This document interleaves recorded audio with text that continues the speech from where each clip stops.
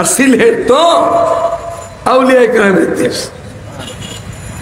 এই দেশে আমার সাথে যাতে সাক্ষাৎ হয়েছে, সাইকে বাগা, সাইকে কোরিয়া, সাইকে ঢাকা দক্ষিণ, সাইকে লাউড়ি, সাইকে গহরপুরি, সাইকে আসকাদা স্মরণ সভা যিনি করে গেছেন সব সময় হাজরত কাতি আছে এমরুদ্দিন সাহেব রহমতুল্লাহ আলাই, ওনার সাথে আমার লোকে এমনি কিন্তু সাক্ষাৎ হয়েছে। মক্কা মদিনা শরীফে বহুত সাক্ষাৎ হয়েছে সাইকে কাতিয়া রহমতুল্লাহের সাথে।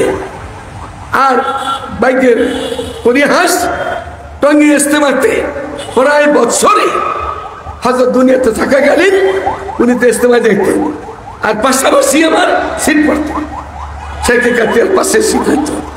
আমি তো আজকে এই সিলেটে আসার সময় এখন নামা, এখন 15 তারিখের সমাবেশ কেমনে কামিয়া করবো এই জন্য আসছি সাইকে কাতিয়ার আওলাদ নাতিদের দাওয়াতে।